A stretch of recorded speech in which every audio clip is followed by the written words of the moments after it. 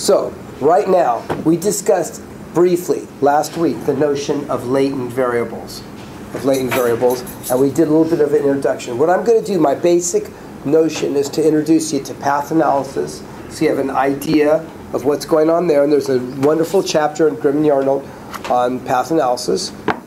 And then we are going to segue today into confirmatory factor analysis.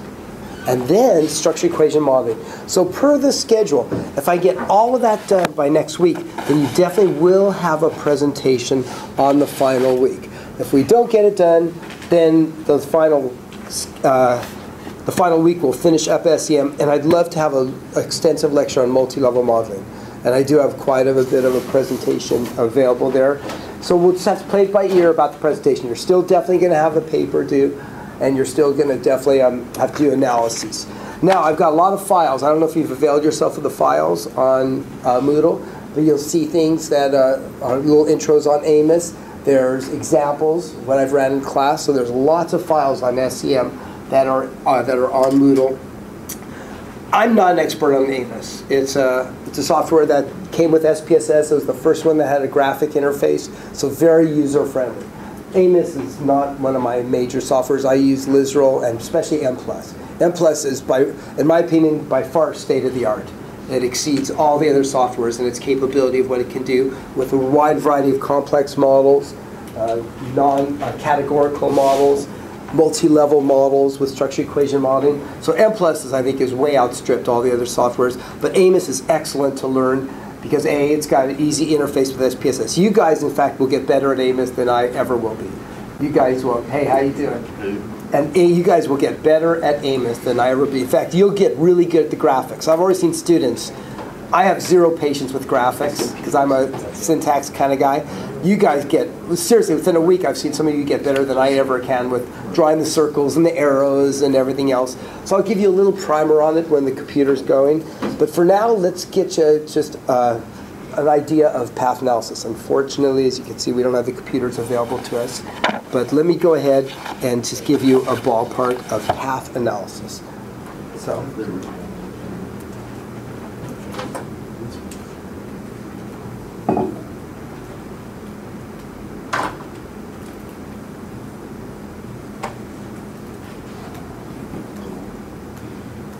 let's take the simplest model you can have for path analysis. Remember last week we played around with trying a couple of different alternative models. So let's say we have organization commitment, job satisfaction, and job performance. Okay? Does everybody see? So here we have the simplest mediated model. So here it's kind of a regression where here you see organization commitment predicts job performance. Do you think that makes logical sense? Do you think you can make an argument that commitment to your job, to the organization, predicts job performance? Okay. So, similar to regression.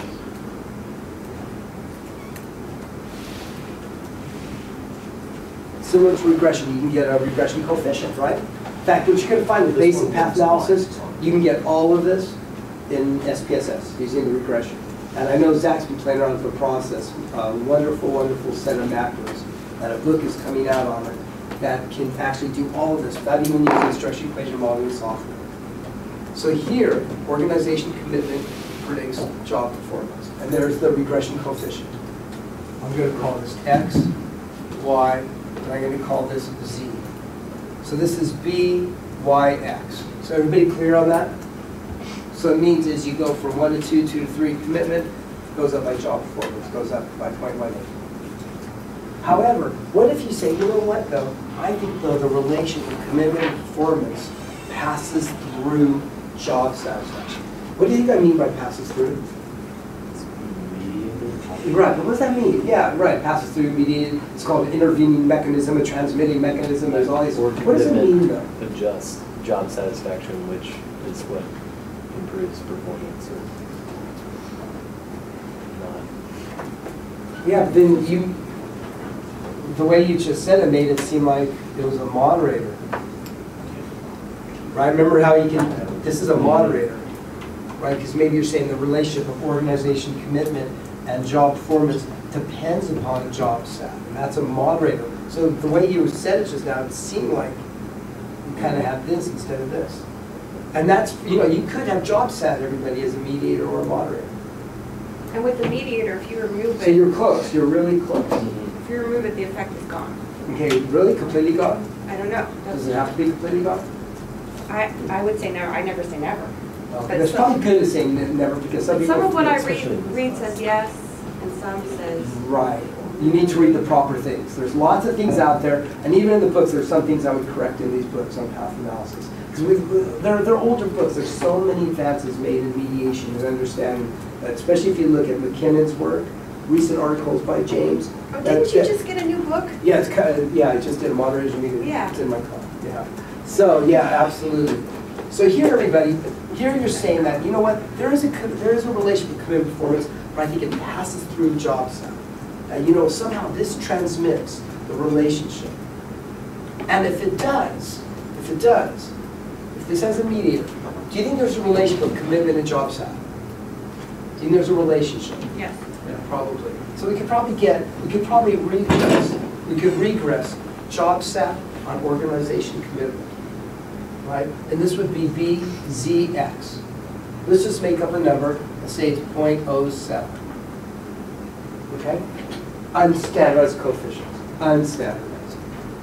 So here you see you can regress the mediator on commitment, and we see there's a relationship. For now, let's assume PU is less than 0.05 for both of these. What's the one last path? There's one other path. Job set to Job, performance on job set. Do you think there's a relationship of satisfaction and performance? Yeah, I mean that's pretty well validated, isn't it, in the IO research. So let's say the beta of YZ. Do you see how I'm putting the notation there, everybody? Generally, you're going to have the DV, comma, IV. That's what you'll see in real classic notation. DV, because you regress the DV on the IV, on the predictor. And let's have this be 0.19. So now you have a constellation of effects to capture the mediating effect of job set. A job set mediates the commitment performance relationship. So does everybody see what I have here so far? You have these regression coefficients. So this is actually the start of a path analysis. And you can do all this in SPSS. The problem is you have to hand calculate the indirect effects. You would have to hand calculate because you're going to have to test for significance. And that's when programs such as AMOS or Process or M+ are much better than just doing these multiple steps. Why multiple steps? Because one of the most cited articles is a 1986 article by Barron and Kenny on moderators and mediators. It's in the Journal of Social Psychology or Personality. It's one of the big cited articles. It's getting a little obsolete, but it still is cited all the time. Because they used to say there's a 4-step process. That's now, and I still see students from the school citing that 4-step process. It's pretty much being disabused by now. So that's why I'm urging students. One thing I see, I think it's because they're not that savvy with stats. They cite these articles that come up a lot. They don't keep up with the stats and literature. And I get on the committee and I'm saying, this is 1986. This is 1993. There's stuff in the last 3-4 years. The advances we've been making in statistical modeling. But here, you're still going to see many people cite the 4-step process of testing mediation. The first step. How you guys doing? Thank you so, I really appreciate it. Thanks, you guys. BYX. What am I focusing there? What am I focusing there on the first step?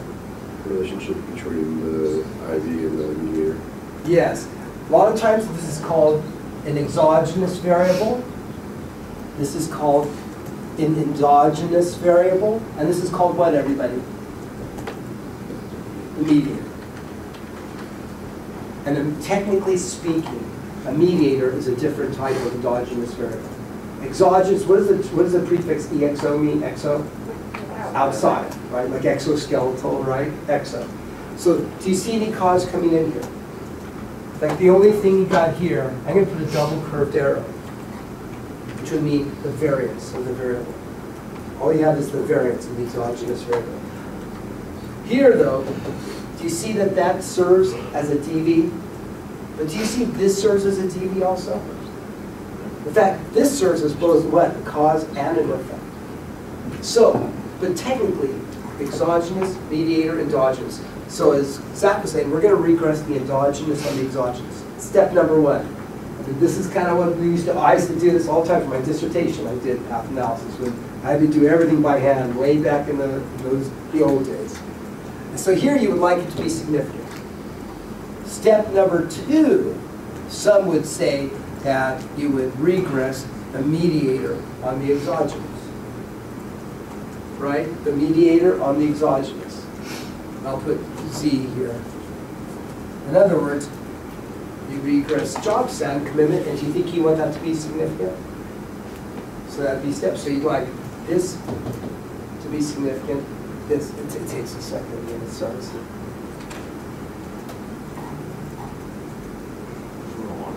Oh, great. Hold on for 1 second, you guys. Thank you so much, you guys. Go right here. And are we on this computer or? Yep. That one? Okay, great.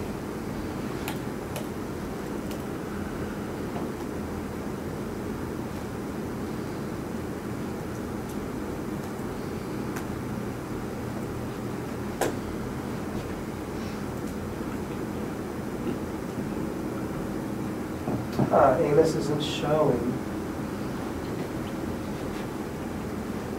Maybe it's usually right down. Usually there's an Amos right under there for SPSS. Okay. And let's see, maybe it's that's already. Okay. 19. Okay, so it's. Glasses off right here.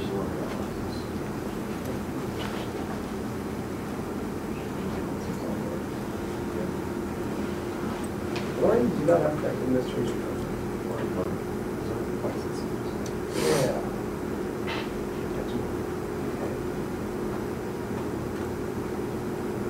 Okay, let's try this again. Let's try it again. Idea. Just say this. Let's just try this 17. Well, that, yeah, that's just IBM. Right. Let's try this. Because usually it's right within. It's not usually set in the program, but let's try it. This nice. Does everything. Fair enough. BitTorrent. Do we need it? Let's see if it's a 7. Do we need it? Maybe it's 7. No, I was using it for someone else. Yeah. I can't read the. Maybe this will do the trick. Actually, we might need it though. For Usually it's on the pull down menu from SPSS. That's You know what? Maybe I run a quick model and see if it works.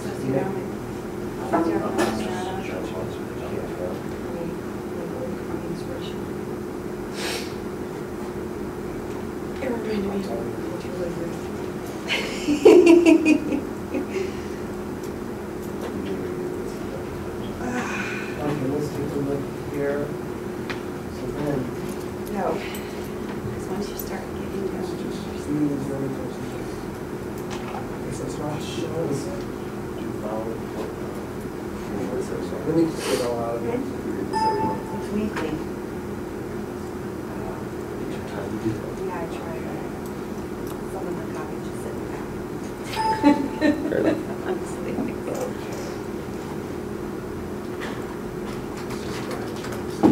Because usually it's right within. It kind of interacts with them. And that's just the graphics. They run really Okay, now well. let's see if we file. Okay, so let's do it within here. Oh, okay, so you know what, David, this might be a. You don't have to use Audible, which Let's just you make don't sure. overdrive, it's all the frequency. Okay, now it's fine. Just let me make So sure. then I went that through we're the library's website and I'm like adding stuff to my wish list, like going crazy with. I listened to the articles and stuff. Yeah, you know what? I got a whole list of books. I have a friend who's, she's been in the here. So once the SPSS file is included simultaneously. See, this is yeah, see, usually it has this So she can get interface through, within that. and she's like smart enough to where she They're can not get through, speaking. so she just like throws it on. Let me see one thing here. Let me see if I open this right here. And it's like, great, yes, we've done it. This is amazing. So now, Yeah, some of these- Because they're so, it's like a performance, and you're like, Yeah. okay, let's get the story here. And some of them, like, I've turned off books that I wanted to listen to just because of the voice actor. Yeah. Like, okay, I can't deal with this person. No, see, it doesn't have Wilson is really good at the voice actor. Really? He can do like 12 characters. Was he Oh, Swedish? Yeah. Thank Thank you. One of the better, I don't do fiction very often. One of the better Okay, I've done troops. was, Kuiper. Till we get the computer taken up, let's continue with this. And then the next step. So you regress. Job performance on this is called a direct effect. Does everyone see why it's called a direct effect? Yeah, because this directly affects this. Then we have a direct effect of the exogenous on the mediator. And then the third step would be by dot zx. What do you think that means? What do you think by dot zx means? It's the y regressed on the x with the z as a mediator. Okay, yeah, you regress y on both of these. Right? So you're using both word commitment and job sat to predict job performance. So that, again, if you subscribe to the 4-step process, this is the steps you go through. Sometimes people will add a separate step for this. You really don't need to. Sometimes people add separate steps. But as you can see, that will be included here. The 4th step, then what happens here? Do you want it to go down? Say the same or go on. If there's mediation. If there's evidence for mediation. If job satisfaction indeed plays a role in the commitment-performance relationship, looking at the beta of 0.18. Should that go up, go down, stay the same if you have evidence for mediation? It should go down. For C to what? It should go down. Right? It should almost be eliminated. If there's evidence of mediation, this should be reduced. In an ideal world, you would love by dot zx to be 0. That would be evidence of mediation. What's called full mediation. So what you see here then is we have a relationship with direct effect, but if this plays a role, once you partial out that variance, that would be evidence of full mediation, which never happens. It's great on paper, but it ain't gonna happen. That's why so many students say that usually there'll be partial mediation, which means that it's gonna go down, right? It's not gonna be 0. So what this shows everybody is you can do this in this type of almost causal model. You can be able to see the mediating role and see what happens to it once we have job set in the model. And if there's indeed a role, that direct effect of y and x, once you control for the mediator z, should go down. So what you'll see in McKinnon's, especially you'll see this a lot in McKinnon's work, he'll call this path A, he'll call this path B, and the initial path will be called C. Will be called C. A, B, and C. If you ran this without me. So this would be kind of like C. However, what you're interested in is C prime. What is C prime? The relationship of commitment performance controlling for what? Job satisfaction as the mediator. As the mediator. So, what you would love to see is if C equals 0.18, you would love this to go down to 0 or non-significant. In the old days, they say if it's not significant. And that's been another argument against this 4-step process. What if you have 5,000 people? What if you have a large sample? Sometimes I get the lecture of very large sample sizes. Is there a chance that this may go down even close to 0 and still be significant? So there's lots of problems with that, rigidly subscribing to the 4-step process for ascertaining mediation. So what we have now, and again, once we get going this, I'll show you how this can be tested easily in regression, but then you have to do some stuff by hand, And it's preferable to do this in AMIS or structural equation modeling software. So this is called the direct effect, direct effect, direct effect. And then this one is called the indirect effect. Right? The indirect effect is essentially the role of commitment and performance as it passes through job stack. So total effects, all the effects are a function of indirect effects plus direct effects. That's called the total effects in your model. You have the indirect plus direct. And as you can imagine, you can get much more complex. You can have multiple exogenous variables. You can have multiple mediators. There's nothing that precludes you from doing that. So total effects is indirect effect plus direct effect. Plus in the old days, sometimes we used to add this. Plus spurious effects. Variables you've left out of the model. Right? Is there a chance there's other exogenous variables that you have left out for whatever reason that are important for model fit? That's a big part in structured equation modeling, everybody. As you know, one of the assumptions in regression is omission of relevant variables, right? Remember specification error? Specification error is a huge problem in mediation models, which can be captured in the error. Because actually, we not only have a variance for the exogenous variable, but you have a disturbance term. A disturbance term. Kind of similar to a residual. People do sometimes make a distinction of disturbance terms and residuals. Residual is y minus predicted y, right? While this is kind of 1 minus r squared, the unexplained variance in the endogenous variable. Why would there be unexplained variance? Do you think there's other things that explain job set besides commitment? Are there other things that explain performance besides both job set and commitment? So the disturbance term is something you do have to model in AMIS and structured equation modeling. And this is the beauty of structured equation modeling that goes beyond regression. Regression assumes there's no error. Right? It kind of makes the assumption there's no error, so to speak. And that's one of the assumptions. Here, in structured equation modeling, you expressly model the error. And you're going to find that when we get to confirmatory factor analysis. You can expressly include measurement error and other sources of error. So, that being said, everybody, there's a couple ways to be able to get at this model. You can do this in multiple steps in regression. You can do job performance on commitment, right? You can do a separate regression there. And you can do the mediator on commitment. And then the third step, you can regress performance on both of those. And then get all the coefficients. And you can go and populate this with the coefficients. What's nice about structured equation modeling software is you can get it all in one step.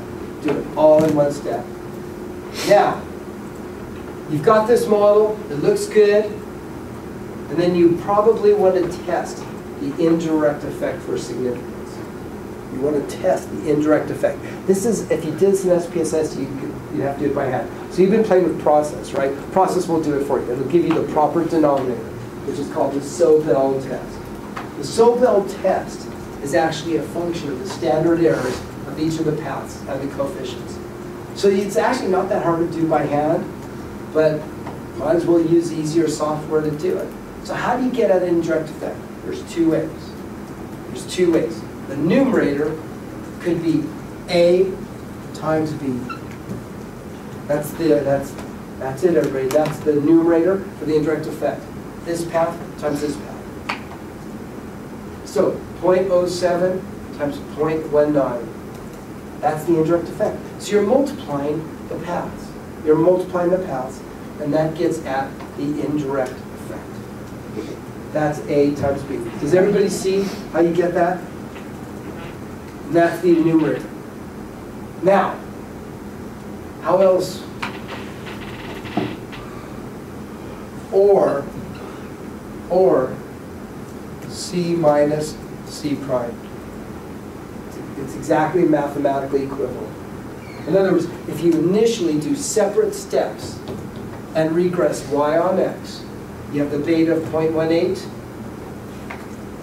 and then C prime would be this coefficient right here, y dot zx. And you would get at what the coefficient would be for organization, commitment, and performance controlling for job sat. They will both be mathematically equivalent. there's going to be no difference. So it's either a function of multiplying the path coefficients or running two separate models, essentially. Running just the direct effect of performance, regress on commitment, and regressing on both of these, and getting the coefficient of yx, y dot zx, and just subtracting them. And that's the numerator. That's the numerator. And that's the direct effect. That's getting at the indirect effect. So that's path analysis, everybody, to some degree. There's other things I want to get into, but that's kind of the overall aspect of path analysis. And a lot of this you can do. Again, there's a nice chapter in Grimm and Yarnold. It's a little bit dated by now, as you can imagine, because, for instance, McKinnon's got a whole book that I actually have dissertation students by on mediation. And there's a whole book devoted to mediation, lots of chapters on mediation in many books. And I do highly recommend you avail yourself of such. Any questions so far? Any questions so far on this? And again, once you start playing with it, you'll start to get an idea of how this works. What I find is because Amos is so easy to use. You know, the first one that has graphic interface, which I think is a little dangerous, because people start using it and they haven't spent the time reading about structure equation modeling. You know, I've had calls from people that are, I'm using Amos now, and they're running into problems. I go, how much have you read about SEM? Nothing yet. You know, I mean, I read probably 2 or 3 of the major books then. I really cut my teeth on understanding the mathematics of SEM before I ever started getting to the software. But Amos, and that was one of my criticisms when Amos first came out, was the graphic interface, which is nice. People, it's a black box to the user. They don't understand when models implode. They haven't spent the time really understanding it. And there's a lot that goes into structured equation modeling. But what you're going to find is when you spend the time with it, the flexibility it affords you to test models that are very real world like is incredible. The advances made in SEM, I think in statistics and applied, has outstripped everything in the social sciences in the last 10 to 20 years. So what are some things to think about in this model? Is there a chance that someone could maybe think that job stat predicts commitment, predicts performance? Could you have, like we said last week, could you have alternative models? And indeed, that's another part of flexibility. And with the regression, we tend to stick with the same model. Here, you may have alternative models, even with the same set of variables, or adding extra variables. So you may have alternative models, and there's nothing wrong with that. Now, I'm reading a proposal right now that's kind of doing all combinations of the variables, and I'm questioning it. I have no problems with competing alternative models. I have problems when you're starting to do all combinations. Because I'm thinking, are you really thinking this through? You know, are you really thinking this through? But you may have alternative models. You may even have job satisfaction be a moderator instead of a mediator. And then you get into this whole language that I'm going to discuss briefly. You can have what's called moderated mediators and mediated moderators.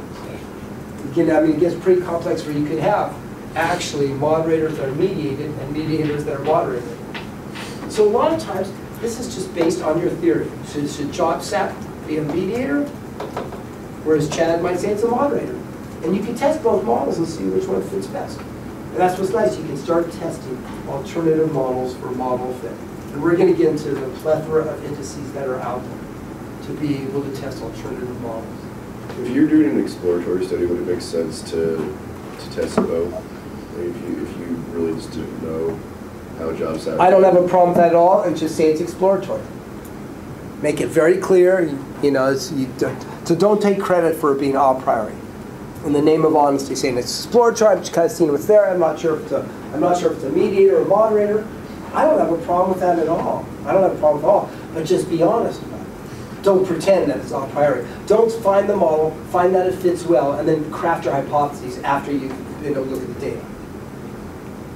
Right? So as long as you're forthcoming about it, that's fine. There's even programs. In the old days, it was called Tetrad. There's this incredible group at Carnegie Mellon that has come up, really has thought deeply about causation with these models, and has come up with the software is called Tetrad, which would actually test all alternative models.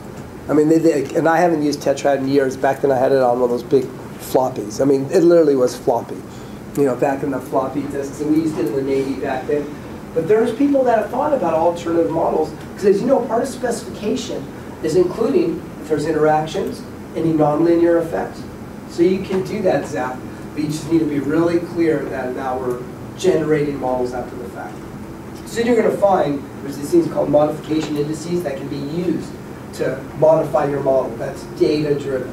We're going to discuss that. And you'll see that with the Amos output. So does the size of the indirect effect provide any sort of idea of how the strength of the mediator? Like if you have like indirect effect plus direct effect equals total effect. If the indirect effect, if that coefficient is particularly high, would you say that or low, there's more or less mediation? Absolutely. In fact, it's very interesting timing you said that, because that book I have that I bought on moderator mediators has a wonderful section on effect sizes and moderators. Great result, because soon you're going to see you, and Amos I'm not sure. I'm sure Amos has it. I know M plus has an R square for the indirect effect, R square there. And you can see the proportion of variance to the indirect effect. But there's I actually have it on hand on my wall of my office, where there's about 4 different ways you can calculate how much of the total effects is due to indirect effect. So it could be indirect effect over total effects, or it even has alternative R squares. That's that wonderful book I just got. In process, it gave the R squared mediation. I wasn't sure if there's some of all the numbers it prints out. One of them is a Yeah, R I don't know. I don't know. Problem. Would that be like what would I look at for an effect size as far as? Well, you get an R square, but there's different types of R squares you can get with these types of models. Because it could be indirect effect over total effects. It even has another type of ratio called indirect. It was the indirect effect. That was actually indirect effect over direct effect. So it had some different. It even had like C over C prime, or maybe C over total effects. So it'll give you some different R squares. There's about 4 different ones I just started playing around with. And it's in that book on mediators and moderators. There's a couple of articles there on the R squares. So everybody, this is the basic path analysis. And as soon as we get on the computer, I'll be able to show you how it can be run. Very easy to do. You do it in regression or process or structured equation modeling. If you do it in SPSS, regression, you're going to have to calculate the denominator by hand.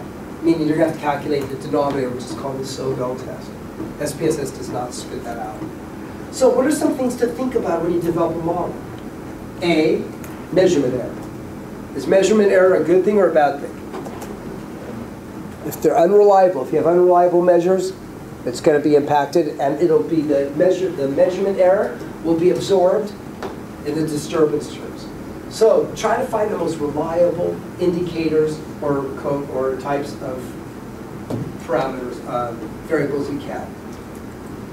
If you have a coefficient alpha, 0.6 for job sat, that's 40% measurement error. And we know from reliability studies, when you have low reliability, does that attenuate or disattenuate the correlations? You would know that from your psychometric class. You would know about the correction for attenuation. Will that attenuate or disattenuate?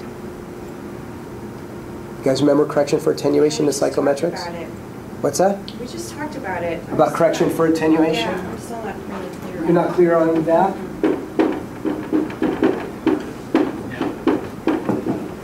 I'm sure you've gone over this formula in your class. The correction for attenuation, which is the correlation of y and x divided by the square root of the product of the reliabilities, and it gives you the corrected attenuated correlation. Okay, used a lot in some classic work on job performance, job satisfaction, because you find if you start playing around with the mathematics here with your reliability, as it gets lower, you're going to find that this correlation might have been 0.3, but this might be 0.6, which is kind of weird, but it's because, guess what? This assumes correction for attenuation means that if I had perfectly flawless measures, what would my correlation be? Well, flawless would be a what, everybody?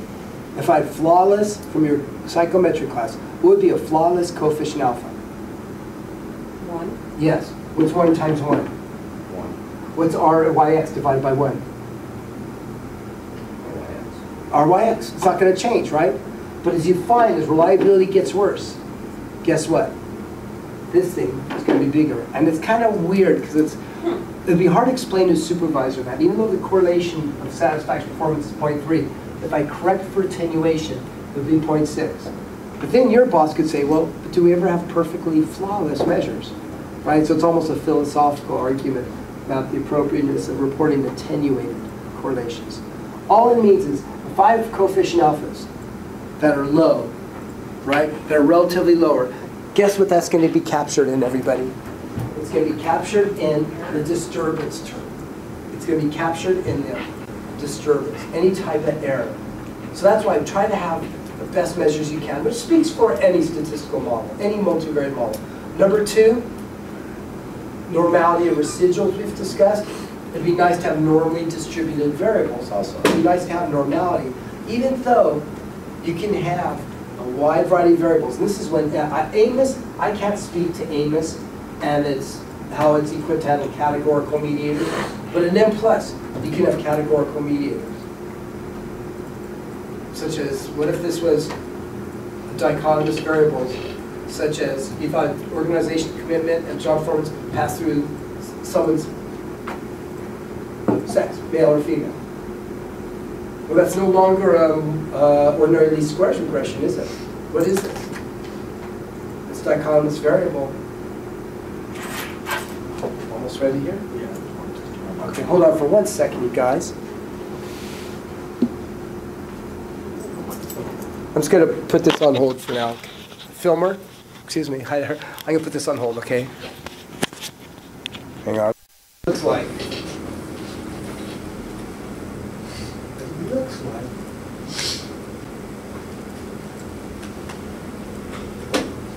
That's working. So, what do you get? What do you have to do then? You may find the interfaces are different, but let me show you. Let's have relationship, interpersonal, and social support. Let's say you think relationship influences interpersonal, influences social support. Let's just have that as your model. 3 simple variables, and these are all on Moodle, everybody. So you could do a regression, right? I could go ahead and have relationship as a predictor, social support is my endogenous.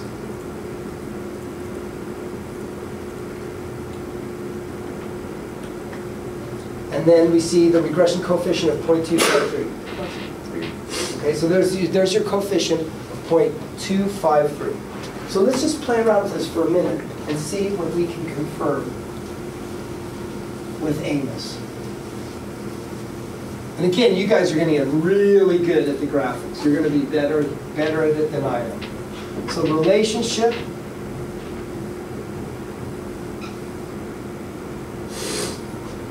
Relationship, social support. So I'm going to do a direct effect here where I'm going to call this C. C equals 0.253. Okay, so that's a direct effect. So that would be step number 1. And this is what we used to do in the old days in regression. We would do all these separate regressions. That's 0.253. You may or may not want to do the second step of the mediator. It may not be necessary. But, and let me show you where the differences are going to be. If I go ahead and then regress the mediator, okay, which is interpersonal. So if I do interpersonal on this, you get a beta of 0.159.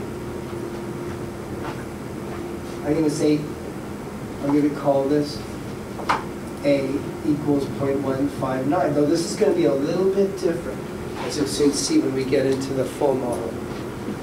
And now you could go ahead and regress. Now let's go ahead and regress.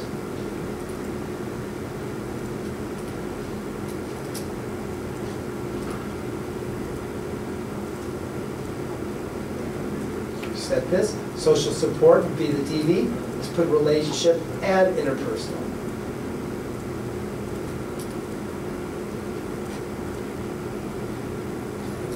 So you do get a little difference with relationship, social support, and interpersonal. Because here, I'm going to put a little A prime just to show you this is for the full regression. It's going to be a little bit different, and I want you to see soon where the numbers come from. Because soon you're going to see that's what's going to be used for the direct effect, the indirect. And now we've got interpersonal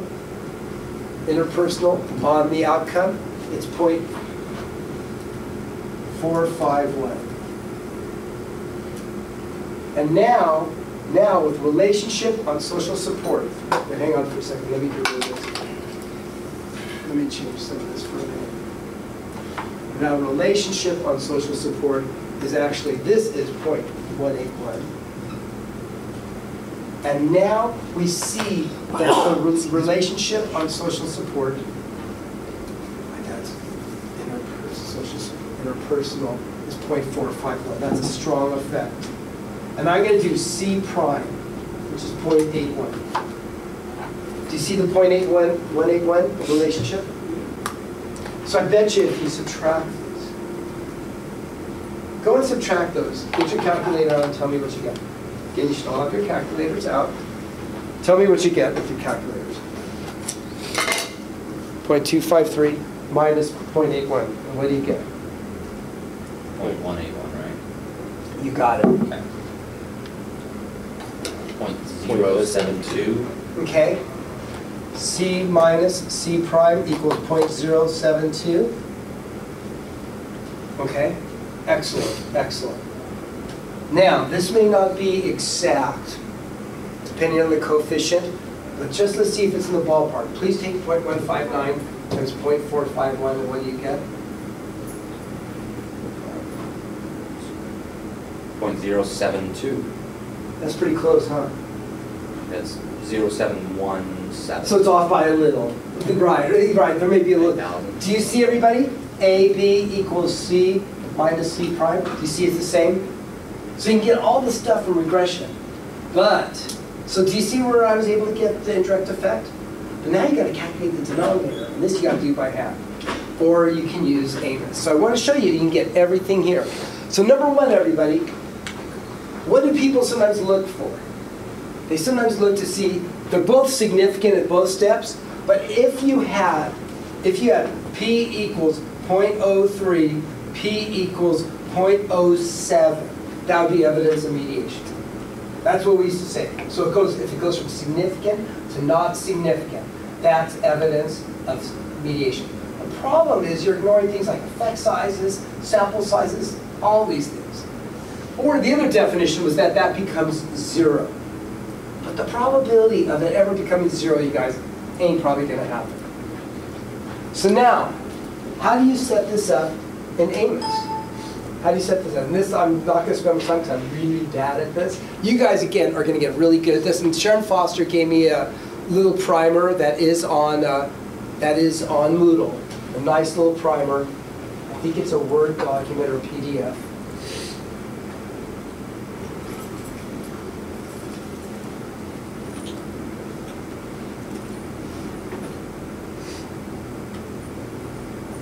It's called Bigger Amos Walkthrough that she has shared. And and people are going on YouTube. There's all types of stuff on Amos that can be really helpful. So here's a nice little primer, everybody. That'll help you get started. The models you're going to do in this class are very, very, very simple. And again, you're going to get better at this than me. I guarantee you, because I've already seen some students that have gotten better at it than. But there we go. And then we do this. Again, you can see how I'm just not a big graphic kind of guy. And you can do the arrow. See, I mean, that is kind of nice. I got to know when this came out, I go, my God, this is very different than Lisrel. Lisrel, you had to know all the matrices. You had to know about betas and psis and phis. Here, all of a sudden, people could do this and get really dangerous because they don't know what's going on exactly. But here, there's my model so far. And I'm going to add this. Okay, so far. And then, what you need to do then is you bring the data in, and usually, if you have it open in SPSS, it should be fine. Things are a little screwy here. But if I go to View, Variables, in Data Set, okay, so nothing's open yet, so I need to do this separately. Usually, you do not have to go into Data Files, but apparently, the way it's set up here, we do. So I'm going to do the In Class, open this up. and hit OK. Analyze, diagram. So let's look at view, variables. It's got all the variables there. And then you can cut and paste. The name's right there. I mean, it is pretty nice. I gotta admit, this interface is really nice. Because look, you don't even have to type this stuff in. I mean, this is kind of nice. They're almost there. Kind of easy schmeezy, huh? Gotta save it, everybody. Save as. It's called an AMW file. That's the input file. So I'm going to call this path practice in class. So now you go to Analyze, Calculate Estimates, and I get an error. It looks good, doesn't it? It's the simplest mediated model, and it's giving me an error. Would anyone like to guess? The lines, you gotta go into set parameters for lines or something.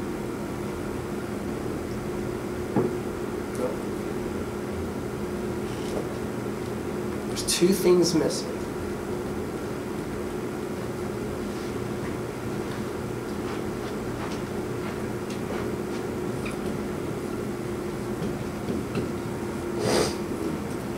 The errors. Right, you gotta set the errors. You see other software, you do model the errors, but here you gotta expressly do the errors, which means you gotta go and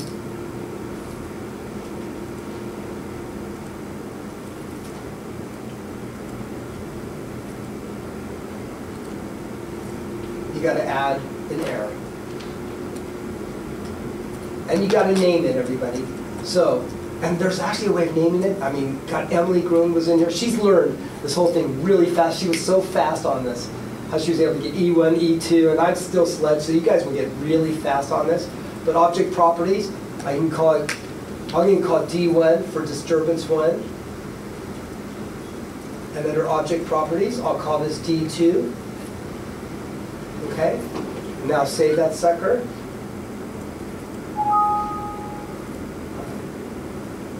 Still is a name. See, this is why I don't play around with this, because their name right there. And these are the errors. But if you go to plugins, it'll name the name unobserved variables. I usually do. Name parameters.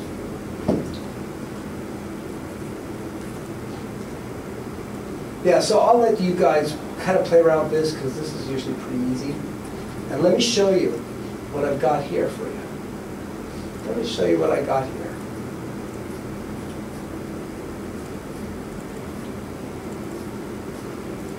Okay.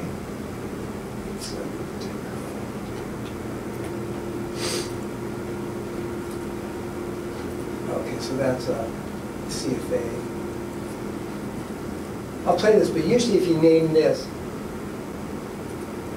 and you see the little one there? Because the one is the path. It's kind of like an intercept. There's no loading for here, but you're calculating the error variance. You're calculating the error variance. So let me play around with this more at the break. But that's your simple path analysis, and that's pretty much how you'd set it up. That's how you would set it up. So that's path analysis. There are no latent variables. What do I mean by a latent variable, everybody? What?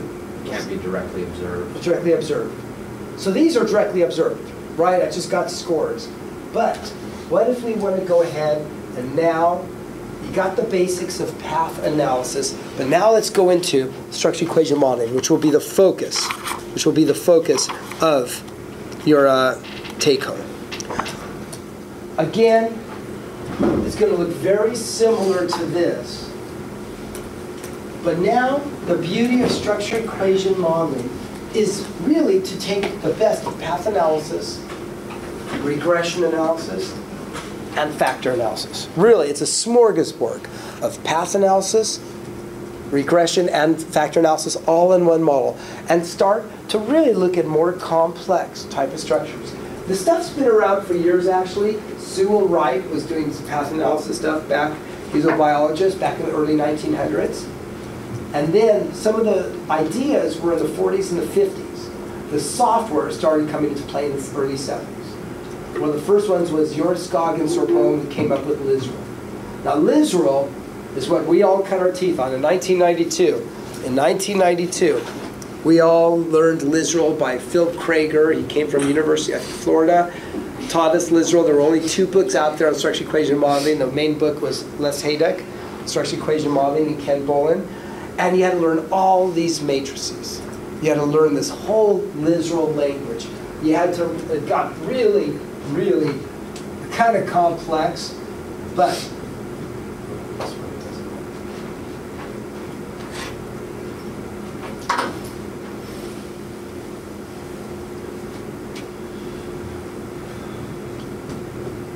job satisfaction. Just for, well, I'm going to have to add a third one. Kind of looks like a path analysis, doesn't it, everybody? Doesn't it look a little bit like a path analysis? Mm-hmm. However, what's different is in psychology and the social science, one thing, and you've probably been talking about this in your psychometrics class, a lot of times it's better to have multiple indicators of a given phenomenon. Right? If you can have multiple indicators, but sometimes they use the term converging operations. I mean, what if I have a behavioral observation, a self-report, a physiological measure? Right? If you have all these measures, sometimes it'll do a better job of assessing job staff, organization commitment, job performance. Because if I only have a self-report on job performance, is that going to do the trick? Right? Maybe there's a performance appraisal. Maybe your peers. Think of 360 devices. 360s. Those are multiple types of methods. So if you can have multiple methods or multiple indicates, what it does is it doesn't redistribute the error, but it takes into account multiple sources of error. It's not just relying on one. So here the beauty of latent variable modeling is to take advantage of regression, take advantage of path analysis, and these complex structures. I may have multiple mediators, multiple exogenous, even multiple endogenous. And just get into these really complex paths, which is the way we think about a lot of phenomena in the behavioral sciences. Plus, you can have x1, x2, x3, y1, y2, y3, y4, y5, y6. Because we have 1 exogenous and 2 endogenous. We have 3 indicators for job set. I enjoy my work. I like coming to work. I'm satisfied on the job. Right? So you have maybe 3 items or 3 scales for each of these. And they're a latent variable. Instead of the rectangle, which you saw for path analysis, for structural equation modeling, I'm using a what? A circle. So that's why you got to have a graphic, and make sure you start understanding the graphic notation of structural equation modeling. And you'll see it, everybody. You will see the difference. When you go, for instance, just going on the Lizral website.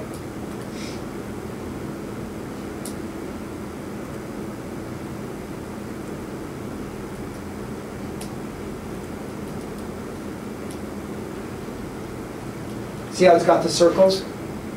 So if this is depression, which impacts self-esteem or predicts self-esteem, and impulsivity predicts self-esteem.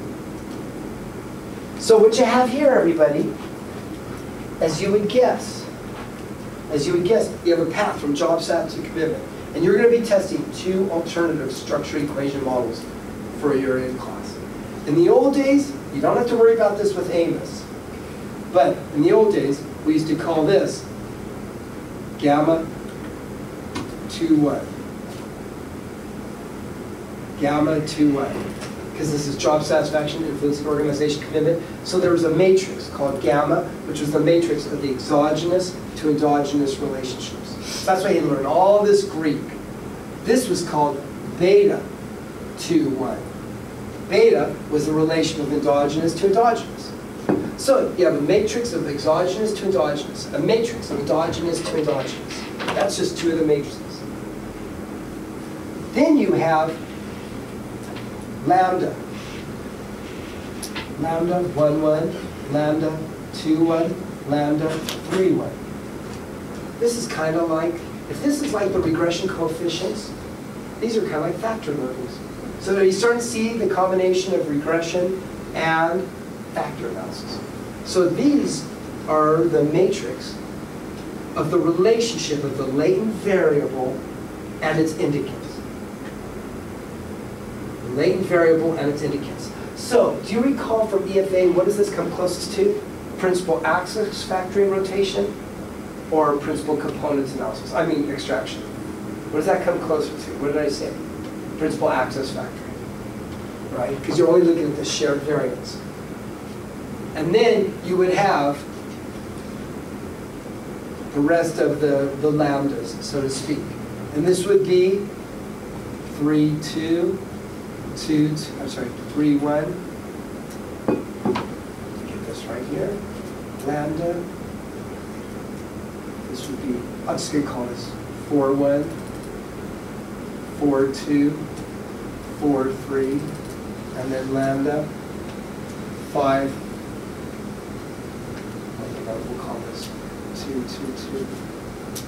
Right, because this is the second construct, the first item. So this would be actually 1, 2,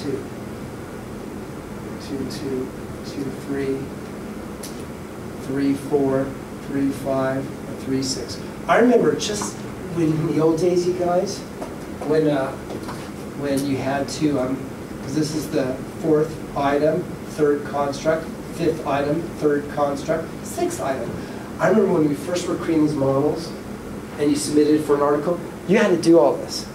You had to do all the notation, and you had to start learning exactly what all of these mean, because you had to use syntax to model all this. You had to know what gamma 3, 5 means. Oh, it's a third construct on the what? Fifth item for the endogenous. So it was just confusing. You had to actually set up a design matrix to capture this.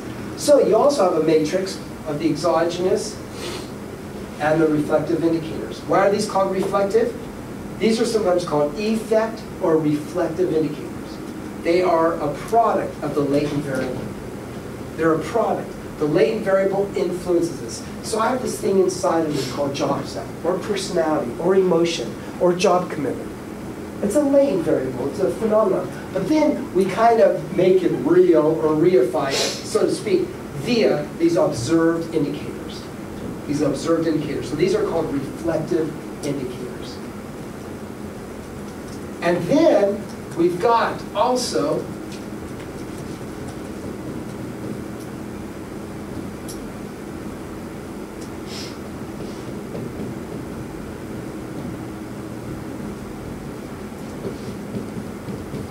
you got measurement error.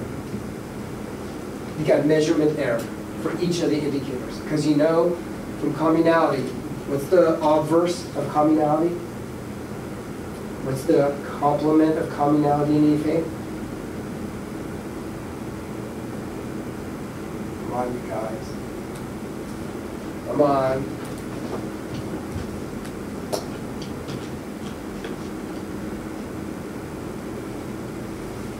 Uniqueness. Oh. You guys, right? It's uniqueness, the unexplained variance, Yeah, right? yeah. And so the uniqueness, which is captured in the error, the measurement error. And that's what's kind of cool about structured equation modeling. It explicitly models the error for each of these indicators. Which means you have two more matrices. You have a matrix of the errors, what's called theta delta. And then you have theta epsilon for the exogenous and endogenous. So you guys, in the old days, you had to know all these matrices, and really, matrix algebra. Now, with Amos, you really don't have to worry about it. What's great about knowing all these matrices, I can diagnose when there's a problem. Because when M plus spits out, there's a problem with theta delta or theta epsilon, I know exactly what they mean. With Amos, they don't use that Greek, because it's part of what's called the Bendler-Weeks model, the old models from the 70s. A lot of people don't know what's going on if something is wrong, because you also have another matrix that can go awry.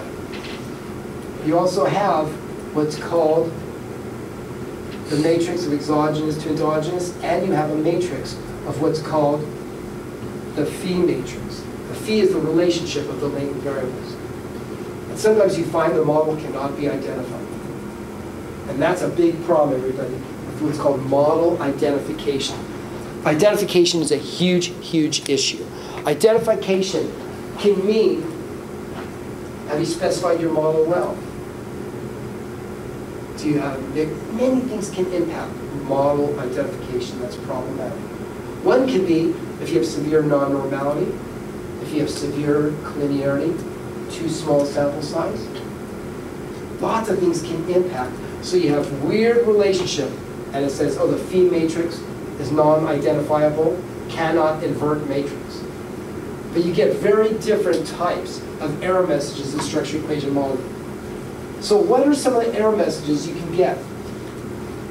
What if I have a path analysis like this? How many variables do I have?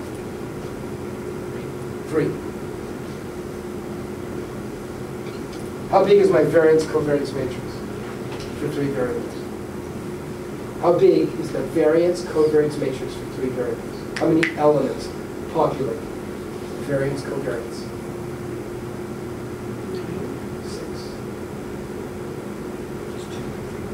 6. Right? Variance 1, variance 2, variance 3, covariance 2, 1, covariance 3, 1, covariance 3, 2. Right? There's 6 elements. There's 6, and just so you know, it's P over P plus 1 divided by 2. Right, the number of variables, so 3 plus 4, 12 divided by 2 is 6. There's 6 elements that populate the variance covariance. How many paths do I have here? 1, 2, 3, 4. Don't forget error, 5 and 6. That's called a saturated model. What does saturated model mean? You have as many elements that you are estimating as there are available elements in the variance covariance matrix. Guess what your degrees of freedom is going to be? 0. You're going to get a perfect fit. So that's called the saturated model. It's going to be a perfect fit. And that means, you know, if I have arrows going all which ways, that's what's going to be. That's called a saturated model, or what's called just identified. There's nothing wrong with a saturated model, and we expect that for something like this. But what if Chad decides to add this? Guess what? You've outstripped. You've got 7 parameters to estimate with 6 elements, and you got what's called an under-identified model, which means you can't test your model. So if you, sometimes I see beginners with this add all these paths all over the place, right? Just because it looks kind of cool. And all of a sudden I'm saying, you know what? You're going to run into more problems with model identification.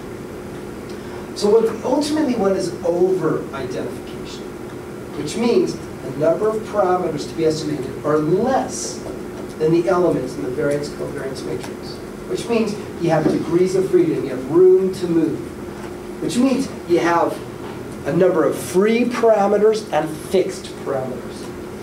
Free parameters is what needs to be estimated. Fixed is if you fix. Now, soon you're going to find the first indicator, you're going to fix to 1.0 to set the scale of the construct. Soon you're going to see for each construct, you're going to set it to 1.0. M plus does it for you automatically, and Amos, you have to set it. I'll show that to you. So this is kind of showing you a little bit when you start thinking about a model and looking at latent variables. So let's look at our first CFA. Let's look at our first CFA. For now, this is a very simple one where I have 3 items about relationships. It's important to be in a stable relationship. I'm satisfied with my current romantic relationship. I do not have trouble staying in relationships. 3 items. Interpersonal, I'm able to make new friends. I put effort into building my friendships. I feel I communicate effectively in my friendships. And then 3 items on social support. I have many close social relationships. I feel supported by the people in my life. I achieve my goals more easily with support of friends and family. So here, the beauty of this approach now, and there's a nice section on CFA in Stevens, and also in your other books in Grimm and Yarnold, have a chapters on confirmatory factor. Confirmatory factor analysis is similar to EFA, but what's guiding it? Theory. So now you have a theory. See, EFA, you still kind of have a theory, with exploratory factor analysis, you still kind of have a theory, but you're still running what's called an unrestricted model. What do I mean by unrestricted? Let's say I have three measures of job involvement, three measures of job engagement.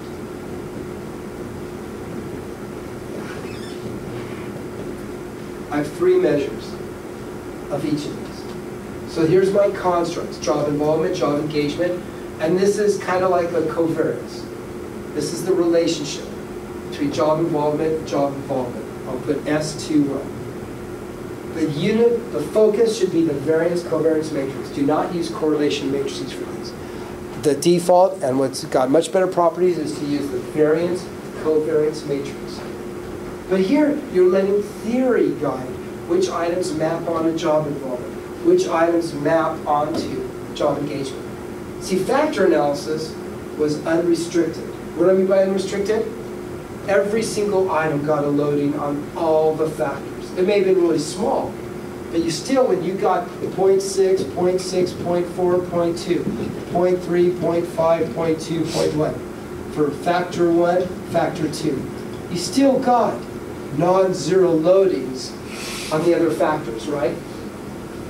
Here, guess what? You're setting these items for this construct to be what? Explicitly, you're setting it to be what?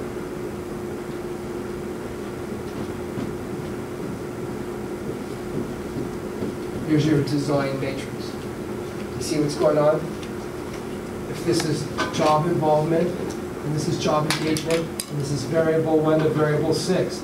Guess what, everybody? We're setting those to be what? 0. Do you see the log? Does everybody see the logic in that? Does everybody see that as opposed to exploratory factor analysis, where each item potentially had non-zero loadings on all of the constructs or factors or components or dimensions, right? There was a, remember, communality and the squared loadings, so this was called an unrestricted model. This is much stronger, because guess what? Who's setting this? The computer or you? Yes. You are. So which means you are going out on a limb and saying, I think these three items do not load on job involvement, and these three don't load on job engagement. So confirmatory, think of the word, confirmatory. You're confirming your theory. So it's very, very, very theory-based. Again, I don't want to say EFA isn't, because I said, now people come up with 25 items and think there's no logical interplay of some of the items. But there's still kind of, there's that element of uncertainty. Here, you are setting the model. You are setting the model. It's just a much stronger way of pursuing research. So here, everybody, you've got the covariance of job involvement, job engagement, and you've got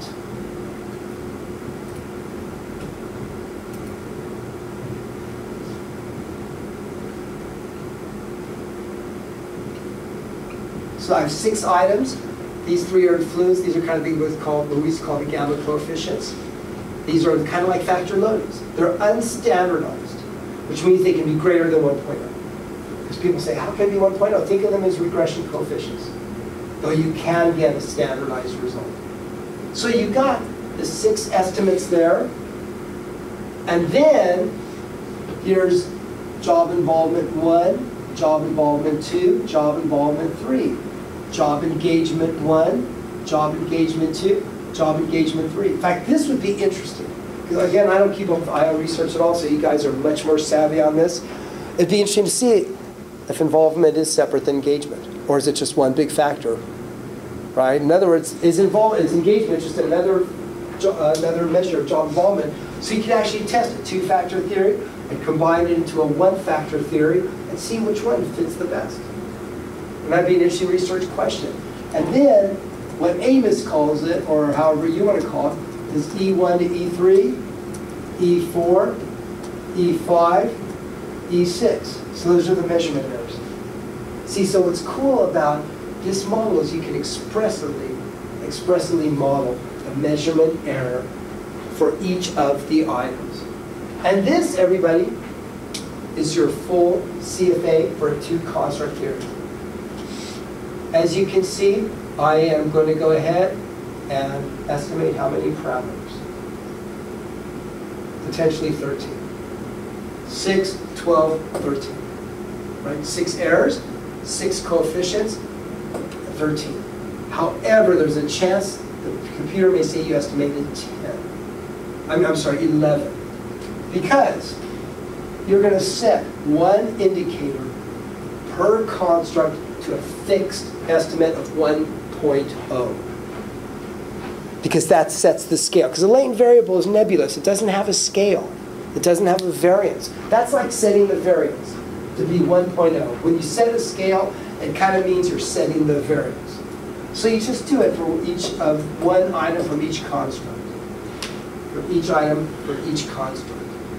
So that, everybody, is the start of doing a CFA. So you have an instrument that you want to construct validate. And I'm sure you guys have talked quite a bit about construct validation and psychometrics.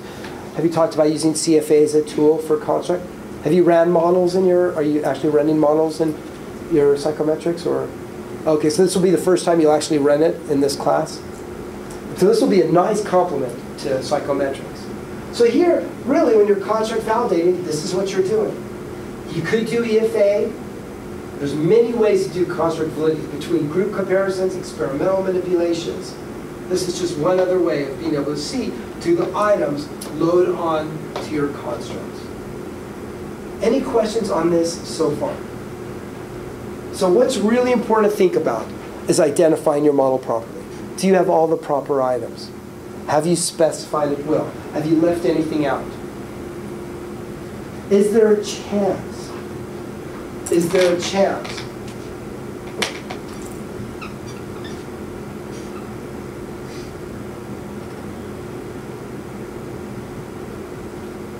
that some of the items may cross-load, and you may even have job involvement 3 also load on job engagement?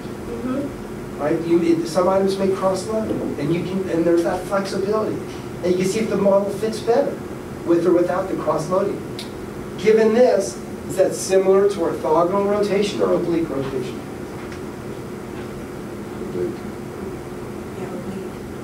So it's kind of similar to principal access factoring, of which the item is a function of the factor, and it's kind of similar to oblique rotation because the factors are correlated.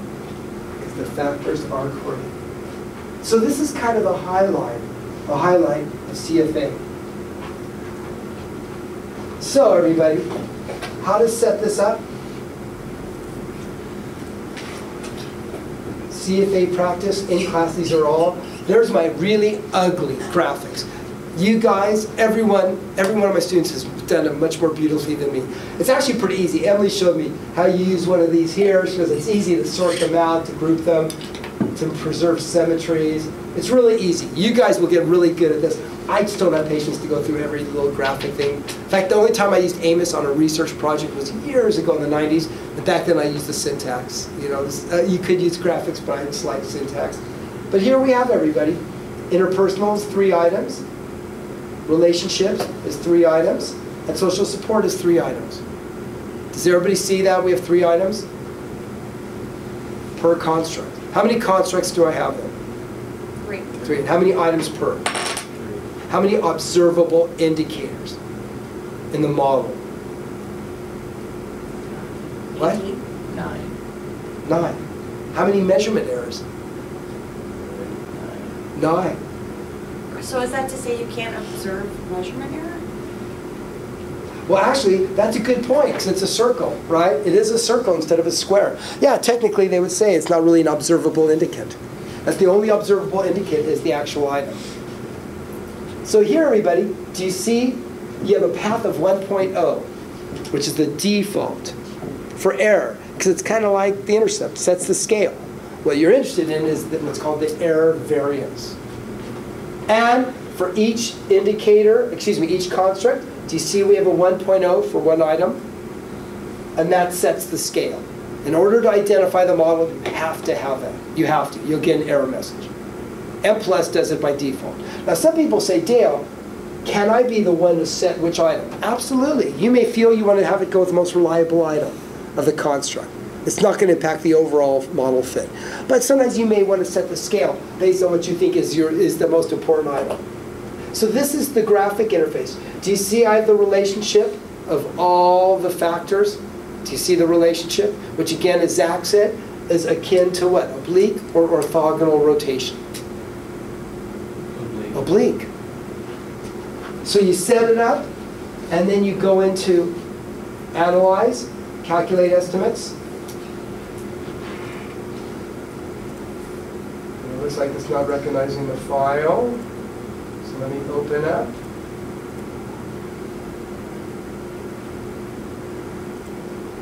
And then again, you can tell if everything's kosher by looking into View, Variables, and Data Set. And there's all the variables in the data set. And again, you can just bring them right over here, everybody. They do have to be the exact name. Just so you know, you guys, they have to be the exact name in the data set. You have to have them. And then you name each of these. And I think Emily showed me there's an automatic way, which I think you alluded to name them. Okay, Analyze, Calculate Estimates. It's done. It works very fast. And then, everybody, when you come back from the break, I'm going to show you how to interpret this darn thing. Some of it's going to look very different. It's got these fit indices that you probably haven't heard of. The non-norm fit index, comparative fit index, root mean residual. It gives you a host of indices. So when you come back, I'm going to go over how we can go exactly judge the quality of model fit. So what you're going to basically be doing for your as you'll see in the assignment, for your presentation, or definitely at least paper, is you're going to run a CFA on one model and then 2 structure equation models. So I'm going to go through, after you get from the break, how the heck we interpret this output. So go ahead and take 15, or take 18. I'll give you an extra 3 minutes. Come back at 10:45, everybody. Have a good break.